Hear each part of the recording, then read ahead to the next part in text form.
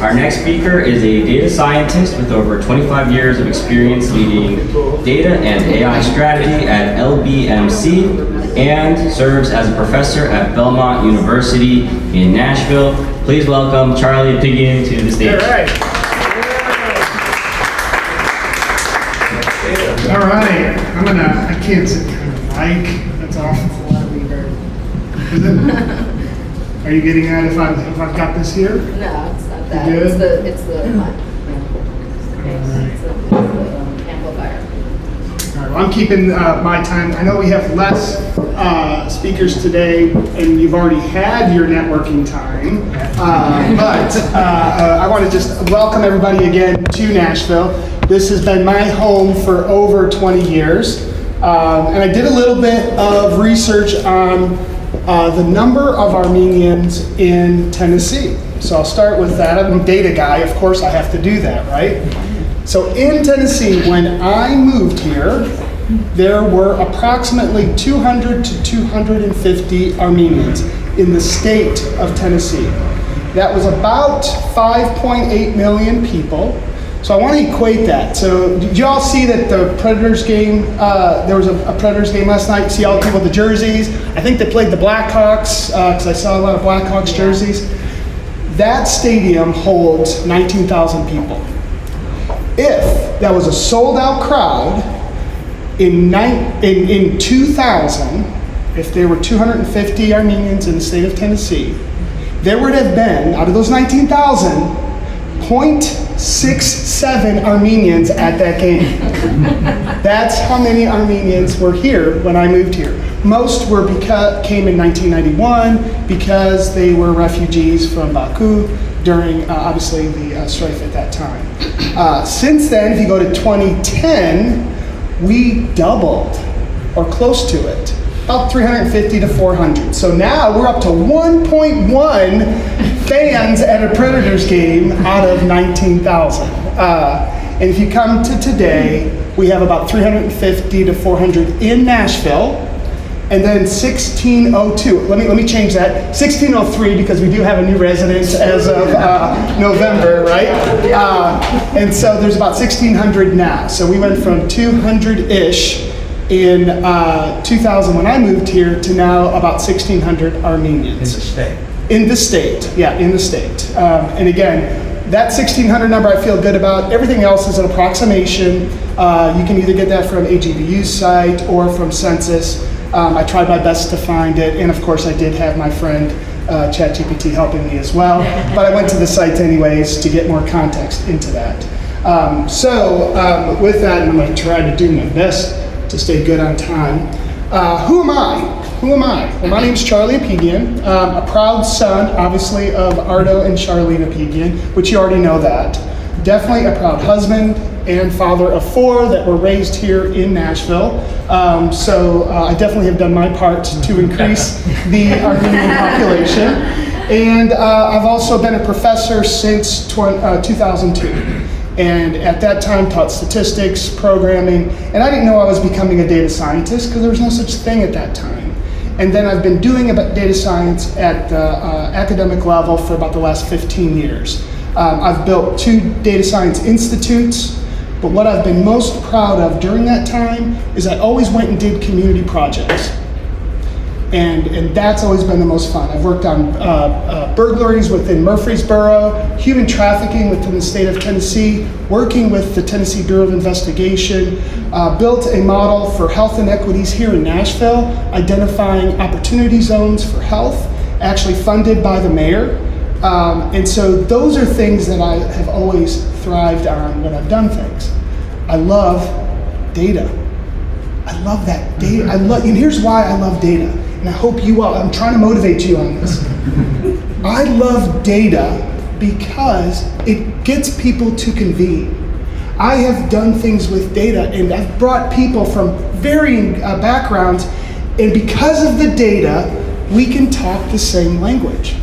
I mean, I'm sitting with doctors talking about health. That doesn't make any sense, except I have the data to be able to enlighten them and empower and inspire change.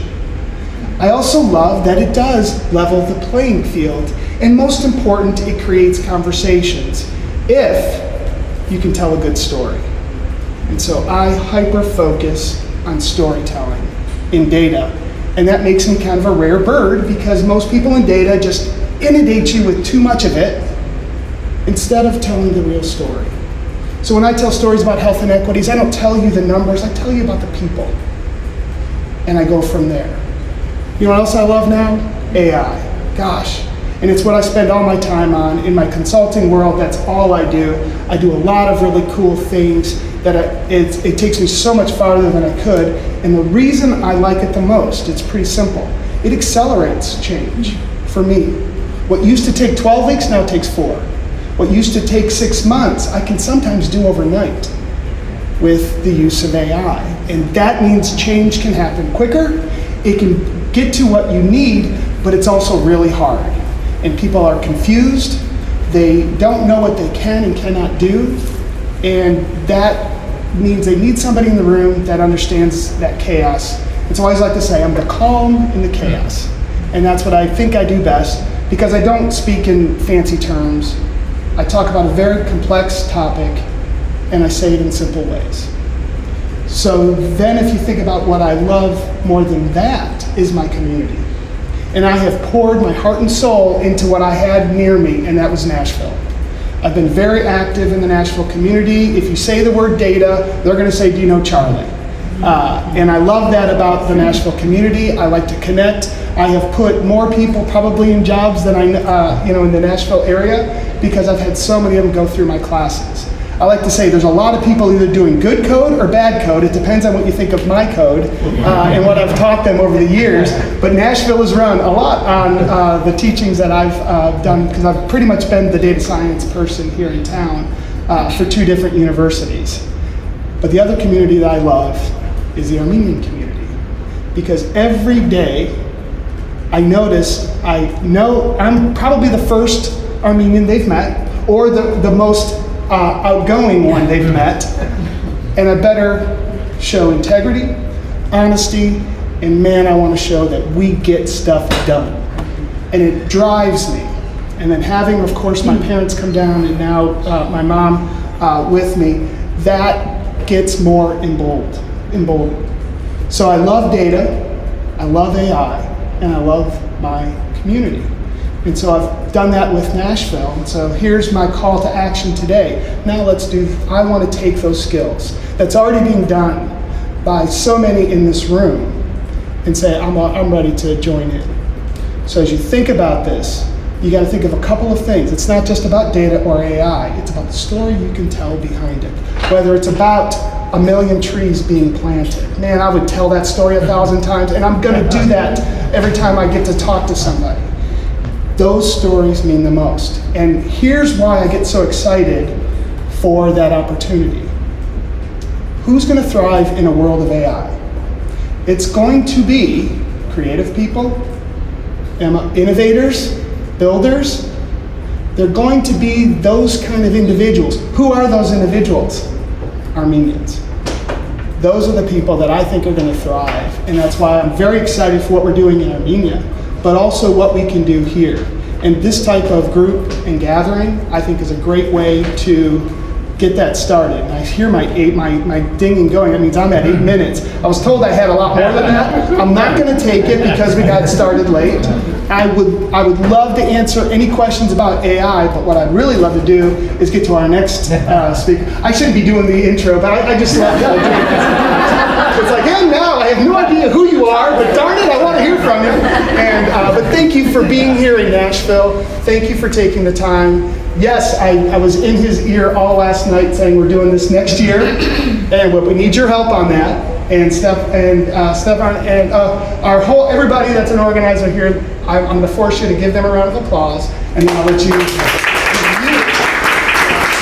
Thank you, everybody.